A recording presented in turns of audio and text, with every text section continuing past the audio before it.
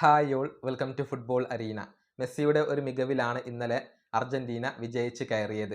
അൾജീരിയക്കെതിരെ 3 ഗോളുകൾ നേടിക്കൊണ്ട് മെസ്സിയാണ് അർജന്റീനയെ വിജയ തീരമണിയിച്ചത്.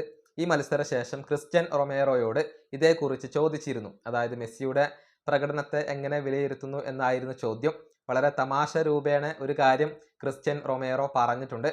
അതായത് prediction contest അഥവാ പ്രവചന മത്സരം വിജയിക്കാൻ വേണ്ടിയായിരിക്കാം മെസ്സി ഇങ്ങനെ ഹാട്രിക് നേടിയത് എന്നാണ് ക്രിസ്ത്യൻ റൊമേറോ തമാശ രൂപേണ പറഞ്ഞിട്ടുള്ളത്.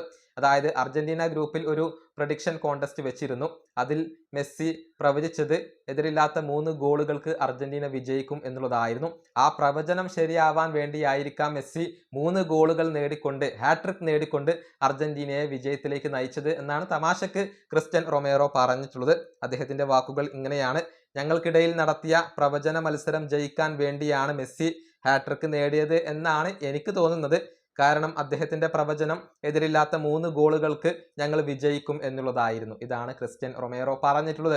ഏതായാലും അർജന്റീനയെ പ്രവചിച്ച പോലെ തന്നെ വിജയത്തിലേക്ക് നയിക്കാൻ മെസ്സിക്ക് സാധിച്ചു എന്നുള്ളതാണ്. അടുത്ത മത്സരത്തിൽ അർജന്റീനയുടെ എതിരാളികളായിക്കൊണ്ട് വരുന്നത് യൂറോപ്യൻ ടീമായ ഓസ്ട്രിയയാണ്. ജൂൺ 22-ാം തീയതി അഥവാ തിങ്കളാഴ്ച രാത്രി ഇന്ത്യൻ സമയം 10:30-നാണ് ഈ ഒരു മത്സരം നടക്കുക. ഈ വീഡിയോ അവസാനിപ്പിക്കുന്നു. അടുത്ത ടീം വീണ്ടും കാണാം.